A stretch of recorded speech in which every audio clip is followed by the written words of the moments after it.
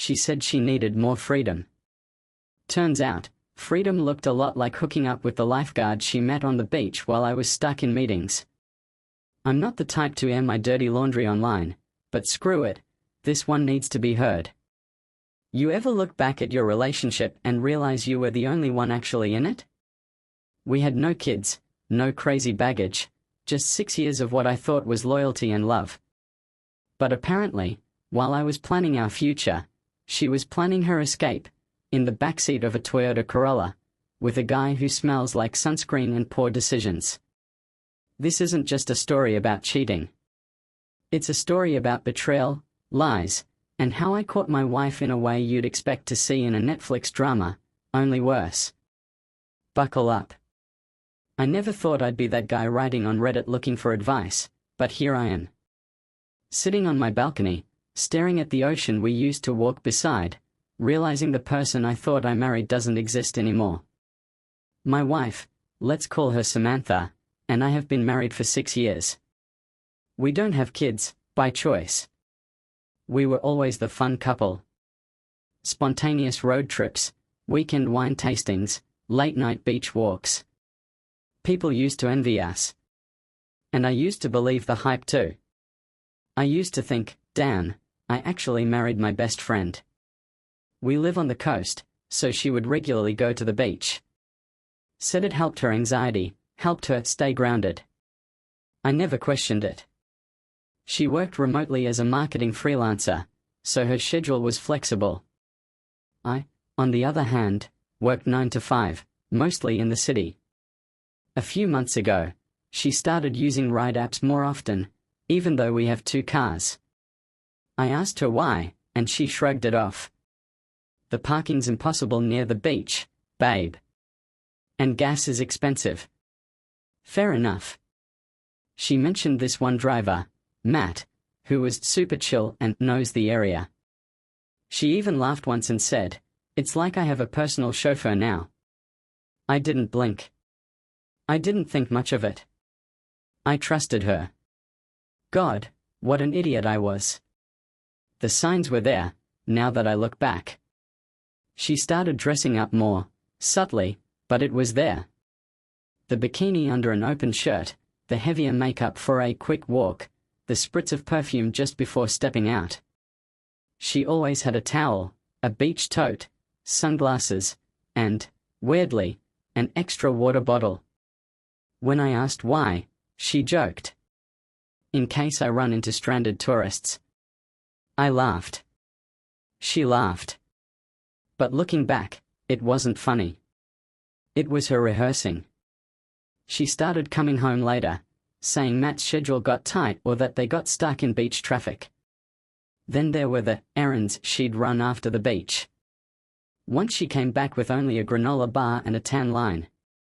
When I said something about it, she gave me this snappy tone, the kind that makes you feel like the bad guy for even asking. What? I can't enjoy the sun without being interrogated? I brushed it off. Until one day I couldn't. Last Saturday started out like any other. I had to go into work unexpectedly because one of the junior guys screwed up a client file. Samantha told me she was heading to the beach, just for an hour or two.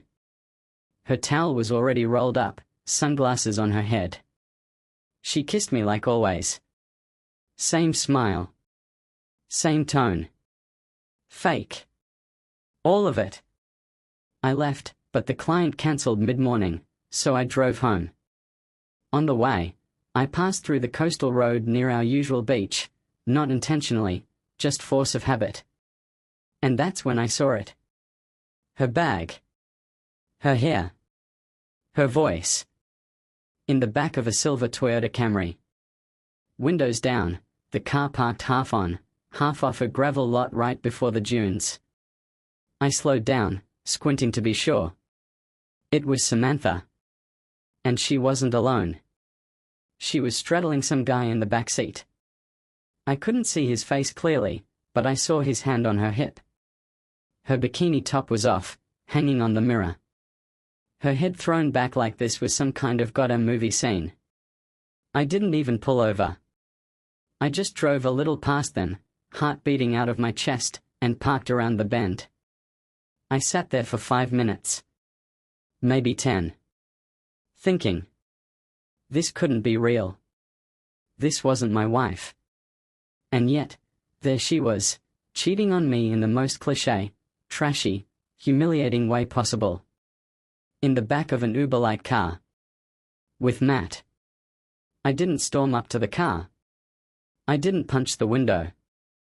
No, I waited. And when she finally got out, hair messy, shirt barely buttoned, I snapped a photo from behind the bushes.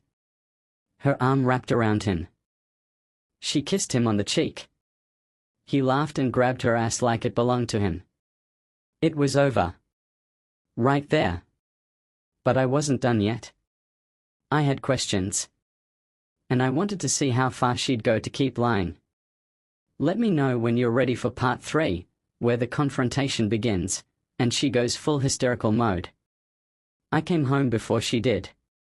She arrived maybe an hour later, hair wet from a quick rinse, wearing that same stupid, good vibes only tank top she always wore after the beach. She walked in like nothing happened. Hummed a song. Tossed her keys on the counter. I was sitting on the couch. Calm. Too calm. She didn't even notice at first. Then she looked up and smiled like I was supposed to be happy she was back. Hey babe. What are you doing home so early? I looked her dead in the eye and said. How was Matt? That was the first crack. She blinked. Matt? You mean the driver? I don't know. He wasn't working today. I raised an eyebrow. You sure? Because I saw a Camry. And someone who looked exactly like you riding him like a beach wave. She laughed. Actually laughed. Are you serious right now? You're spying on me now? What, did you hire a PI or something? Nope. Just took the scenic route home and happened to catch a live porno in a parking lot. She crossed her arms. Defensive. You're insane. That wasn't me. I pulled out my phone and showed her the photo. Silence. Then the screaming started. So you're stalking me now? Wow. You're the one with issues, James. This is why I needed space in the first place. You're always so controlling. I couldn't believe it. She was trying to turn this on me. I asked, how long has it been going on? It's not like that. How long? She folded her arms tighter and mumbled something about a couple weeks. Which, in Cheerterese, means at least a few months.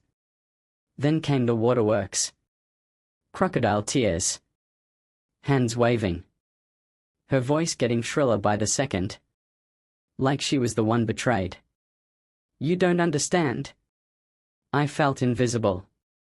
He made me feel wanted. Wanted. That word again. They always say that when they get caught. I stood up, stared her down, and said, I want a divorce. She stopped crying instantly. The word divorce hit her like a punch to the throat.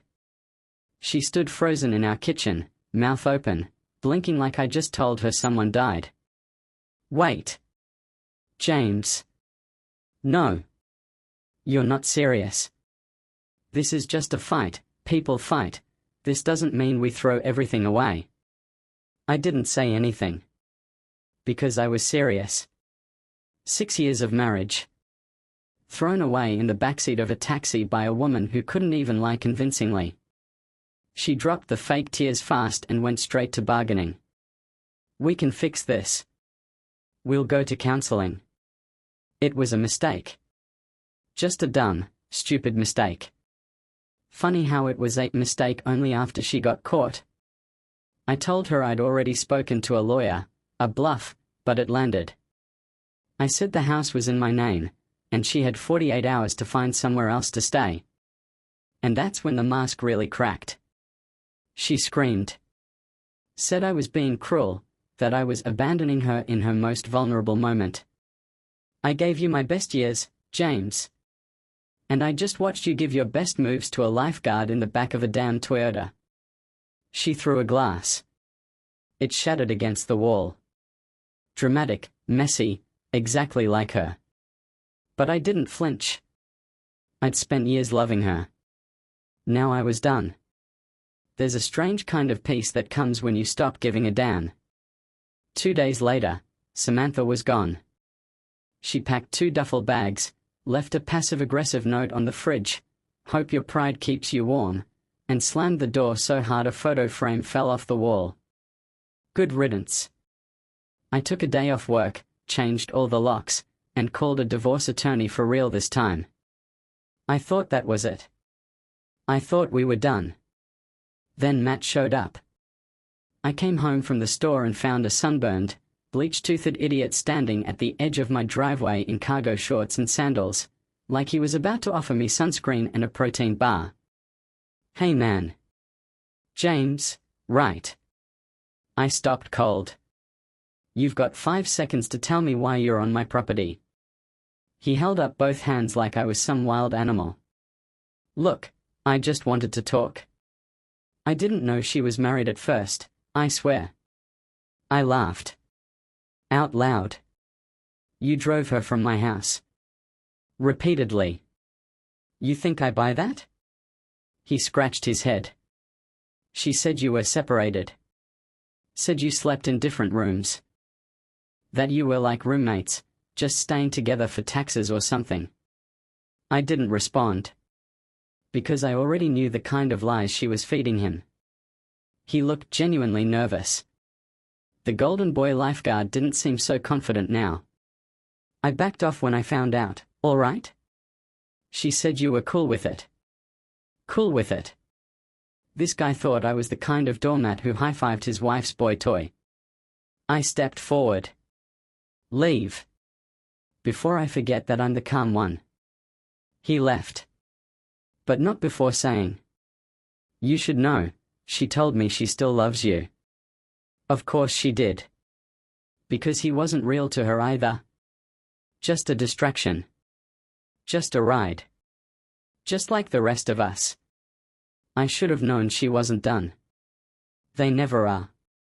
Exactly 1 week after she left, Samantha showed up at my front door wearing the same hoodie she used to sleep in.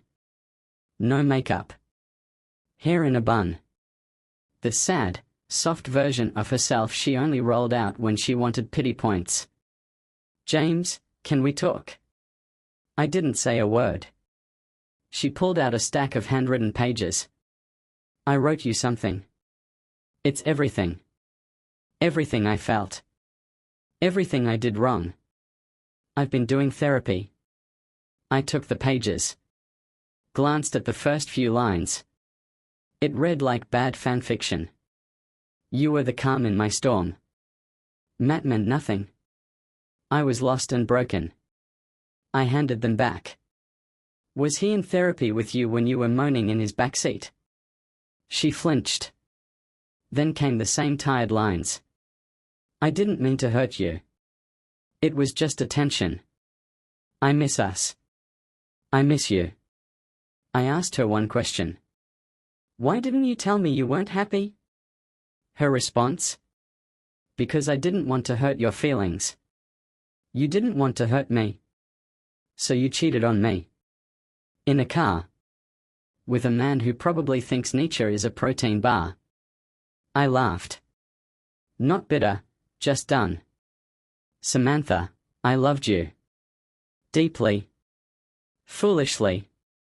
I would have done anything to make this work. But now I can't even look at you without remembering that scene in the parking lot." She started crying again. Said she wasn't thinking clearly. But I was. For the first time in years. "This chapter is over," I told her. "You're free to chase whatever beach fantasy you want. Just do it far away from me." She left. No note this time. No bags to grab. Just a door quietly closing behind her for good. It's been 3 months since she left for good. The house feels different now. Quieter, sure, but lighter. Cleaner.